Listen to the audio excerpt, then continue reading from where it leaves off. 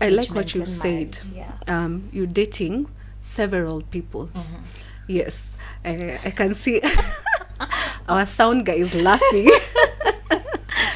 I'm sure he's wondering why. Yeah, but it's good. You Yeah. date several. I think that's where people get it wrong. That is Yes. one of the places where people get it wrong. Hi there, welcome back to the Parenting Millennial. My name is Sharon Kongo, and today I am joined by a very good friend of mine, IvyGitata. She is one of my very closest friends, and we're here to talk about a very interesting topic. But before we do that, she had told me to introduce her, but I think it's safer if she introduces herself, because I might end up saying some things that she wouldn't want me to say. So let me just Some PG-13 things. Yes, just introduce yourself. Okay. So, as you had, Ivy. I actually want to be called Ivy Ndongo. Oh, really? My dad is having issues with the GitAta thing, though GitAta just blew up. So Ivy Ndongo. Okay, Yeah. that's fine. Yeah, so she said we've been friends for quite some time. I was actually on her lineup. of Oh her yeah. wedding. Which is how many years now? Hey. Okay, that's a story for Okay. another day. Now. Yes, and I'm glad to be here. I'm an event and weddings planner, and as she's passionate about parenting and marriage, I'm very Yes. passionate about marriage, though I'm not married. Okay, that's it. Okay, so yeah, today we are going to talk about dating Yes. in the context of millennial versus generation Z. Yeah. So both of us are millennials, right? Yes, we are. Yes. I'm Yes. trying to, yeah, we are both millennials. I think millennials are born between the year 1981 to 1997.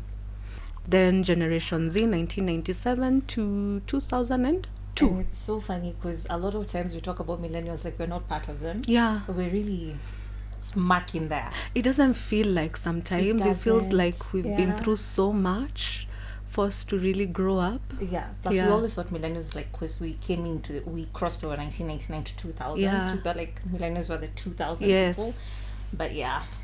Yeah. We're there. So basically, the reason why we're having this topic is because we know most people are confused when it comes to dating. And a perfect marriage, let me not say a perfect marriage, but a good marriage starts from when you're dating.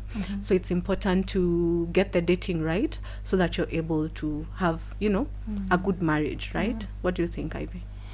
I think the foundation Yes. is very important. Yeah. And I like that you call it a good marriage. Yes. We can also call it a working marriage. Because the truth is, marriage is, I like what you say. You say marriage works. Yes. So I'd rather call it a working marriage because it's working despite the highs and lows that will definitely come. Yeah. But how do you get it to work? Then at the end of it, you can say like it's been a good journey, Yeah, it's true. And I feel like people really get it wrong from when they start dating because the reasons why you're dating a specific person are not the correct reasons. We look for the wrong things in can we call them what do we call them? What do you call each other when you're it's been so long since I've been dating, I forgot. So let me Those are the problems of getting married. Yes. You forget other parts of your life. When you're a boyfriend or a girlfriend. I think we start off as friends. Yes. When dating, my mom always used to tell me like dating is when you see different people. You're not just seeing one person. And when I say seeing, it's just that seeing different people. Okay. You get to hang out. You get to know them. So you can see a couple of people that you're interested in. And once you decide, well, I have more in common with this person, then you circle in on that person. Okay. Or you two circle in on each That's other. perfect. Right? So that becomes purposeful dating, or what I could call specific, specified. That could lead to courtship. Yes. And that's the one person. And then hopefully then you get into Marriage. I like what you've said. Yeah. You're dating several people. Yes. I can see our sound guy is laughing. I'm sure he's wondering why. Yeah, but it's good. You date several. I think that's where people get it wrong. That is one of the places where people get it wrong. You see, the reason why he's laughing. How we define dating right now. Exactly. It's and we did it because we were wrong. Yes. We all started it. Yes. In the wrong way. We thought dating was when you sleeping with someone, you're intimate. Yes. Physically, and that should not be the case. So you are allowed to date, to see. Let's actually use the word see different people. To see different people before you finally narrow down on that specific person. Yeah. Because if you don't see different people, how are you going to know what you like and what you don't like? Yeah. So step number 1, you can date different people. And by dating, please don't get us wrong, we do not mean sleep with these people. We mean having lunches, dinners, outings together, watching a movie, just getting to know them. Go for walks. Yes. Yeah. Do the kawaida friend stuff. Yeah. Because you'll get to find that every person you date, you know them in a different way, and there are things you like personally when you're dating. There are things you're looking for. You can't really know this if you're dating one person at a time, and maybe this is an understanding you should have. Like even when you're seeing someone, they should be aware that they are not the only person you're seeing. Right? True. Yeah. Don't hide it, because we are not exclusive. Yes. I don't know where people got this notion of that because you're dating someone that means you're exclusive. Yeah. Unless you outrightly come out and say that we are exclusive. In fact, if you ask me, I think there should be 2 ways. You're either single or you're married. Yes. This thing of like I'm dating who? That's so true. That's so true. So just be very clear. Yeah. Wacha watu wache kukua na hii kitu ya kusema ati you're tying yourself down to somebody you're not tied down to. Yeah. Like someone who's not even sure about yourself.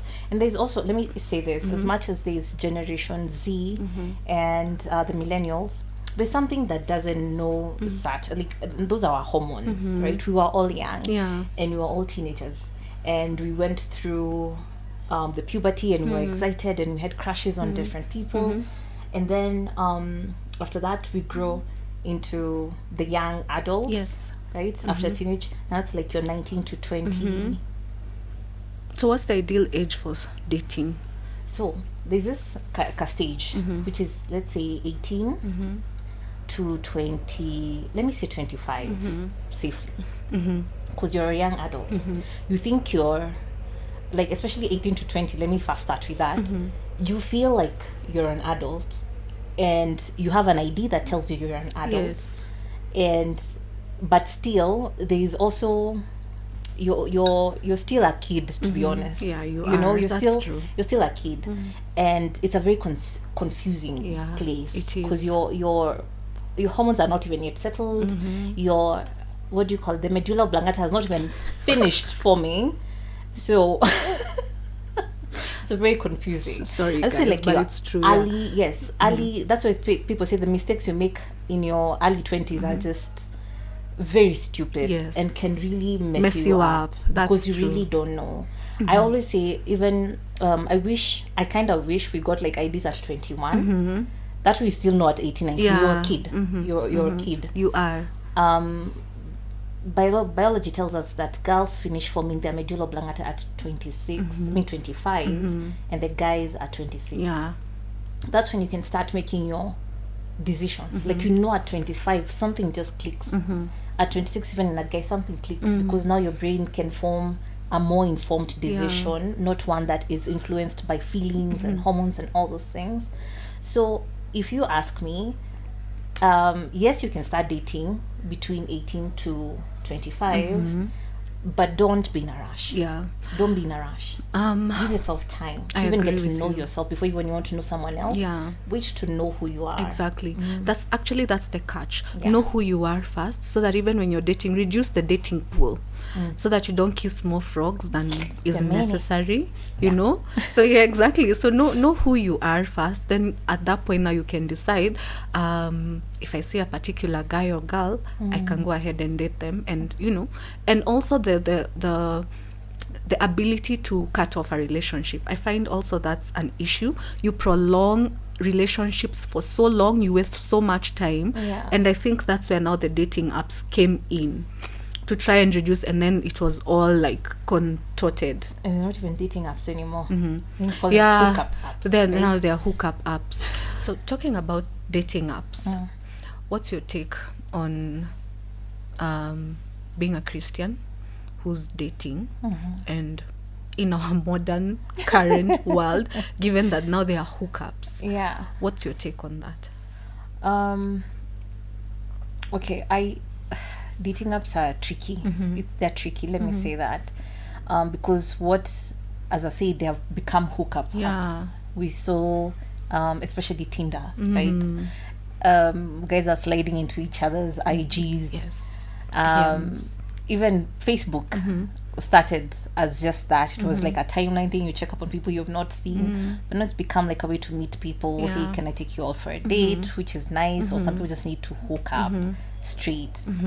And I think I've even seen on Tinder apps where guys say they just want hookups.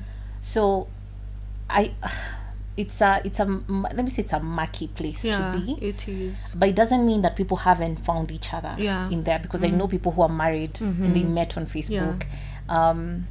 At the Tinder one, I'm yet to hear anyone. Maybe it's because I don't know. I've never been, so I've sort of like a social place to sit and go like, oh, I saw this guy on Tinder.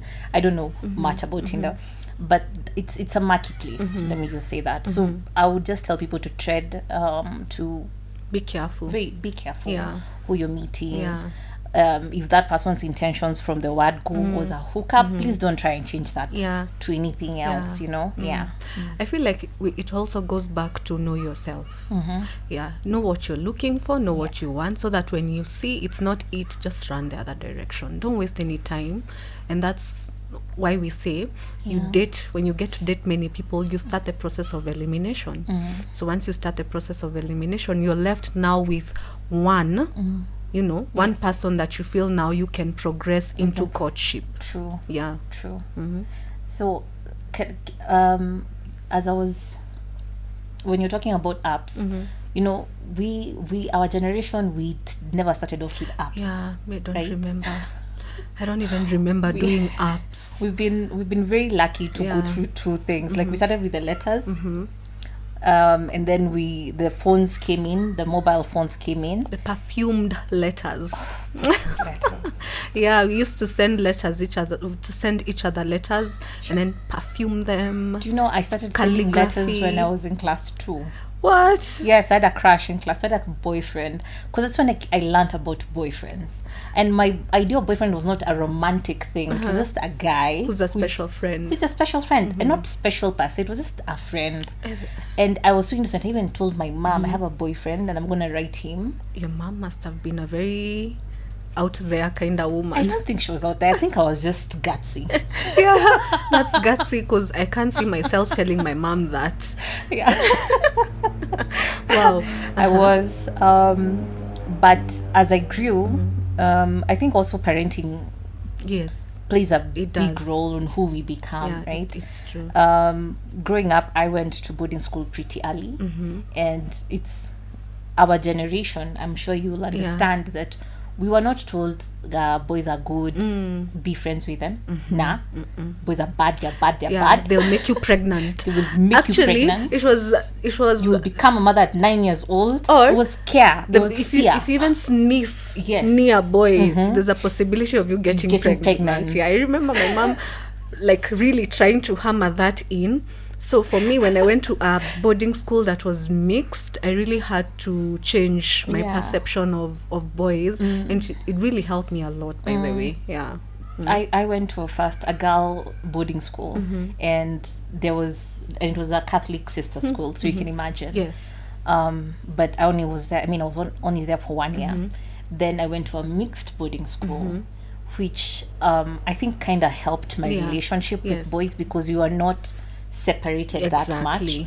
We were always like, you had to sit boy girl, and it was strange also, because you can imagine in class 6, puberty is just checked in, hormones, periods, like some people started having their Yeah. periods at that point, and you're told you can be a mother Yes. at 9. My mom told me that the first day when I got my period, and Yeah. I told her, Mom, I've gotten my period, so she's giving me the pad, and she's like, now you know you can get pregnant. I'm thinking, This is a talk. yeah, that's the This is talk. a talk. But then I feel like, and that's the difference between our generation and Gen Z. The way they've been brought up, they're Yeah. given information, like they're not given information for fear. No. They're given information To for empower them, yes. And that's the problem, because now you're so empowered, you feel like you can do anything. Yes. That's why they're so out there, like the things they're doing when they're It dating. works both ways. 'Cause Yeah. there's some who get empowered and they learn. Yes. Now you can make more informed choices. Well, our choices were made for us. Yes. So you get your period. It was almost like a very embarrassing thing. You know, like you have a period, you can't even talk, you can't move, you can't. It was really bad. I remember those. I don't know if people still do that right now, where like always guys would come to school and give girls a talk and all that. The whole time the guys are just there laughing at you. Yeah, we did that. We did. Did you guys ever experience that in high school? You did. It was primary school too. Yeah. You did. Yeah, because I grew up in a boarding school, so Oh, yeah, we okay. had those guys coming. The talks coming. Yeah. Okay. Wow. So I feel like it all goes back, like you say, to upbringing. Yeah. Then also what you took from it. But then there's also an aspect of who you hang around. I feel Peer that's also, pressure. yes, the peer pressure that is out there to, you know, so and so is dating a certain type of person, and then you feel like you need to emulate them Yeah. and do what they're doing. That has also led people to making wrong decisions when it comes to dating. And then the fact that nowadays dating has become commercialized. Very. Yes. So, and that's why we have these things of mobaba and You know. sugar mummies and, you know, such things. You know, sometimes I do ask, because I feel like, is it that things are getting worse, or is it that we have a lot of information, so we get to know things faster? Why I ask this is there's nothing new under the sun. Yes. Right. During our days, when you talk about the things that are around us influencing us, we had, if I remember, like my high school years, we had music that was telling us that you need a guy with experience rather than Yeah. a guy with no experience. And we'd even have debates in English class about would you rather get married to an experienced person or a guy without experience? Yes. You know, and experience was in terms of sex. So do you want him to be a virgin? You like, me, I can be a virgin, but he doesn't have to be a virgin. He needs to know What to do. what to do. Uh-huh. And then there was also the money part. Yes. We were always told, like, you have to have a man Who has money. who has money. Yes. And I remember being told, like, where the sugar daddy thing started was, I don't know how true this, but this is just, maybe it's a myth. So like cabinet guys back in the Kenyatta days would go to high schools, and since sugar was such a rare Really? commodity, that's why they used to get the girls, so they used to take sugar. So that's where the name came from. I think so. Wow. I'm not sure. Okay. Interesting. I didn't know that. But I think it's a bit of both. It's a bit of the world is getting worse. Yeah. And a bit of we have too much information. Too much. Yet the generation we are living in, they are willing to try these things out. And things are just there. Yes. Accessible. Accessible. Yeah. And then the need to just be someone you're not, you know, and trying to please everyone. That's why I'm talking about peer pressure. I feel like if you're dating and if you really want to start a family, if that's your end goal, number one, know your end goal. Why are you doing what you're doing? Is it being influenced by the people around you, or do you have your own mind? That way you'll be able to, you know, cut through the noise. Yeah. Knowing yourself is very important. It's very Because important. peer pressure, man, it's real. Yeah. But we can't also ignore the fact that, like, the way we were told, the money part, because it's a big part of marriage. Let's not ignore it. It's not. But When my brother calls it the number one aphrodisiac, it's money. It's true. It's true. These caviar and chocolate things are lie. Yeah, money Because- is a big part. Actually, one of the major causes of marital breakup is finances. It's not just one, it's the major. Yes.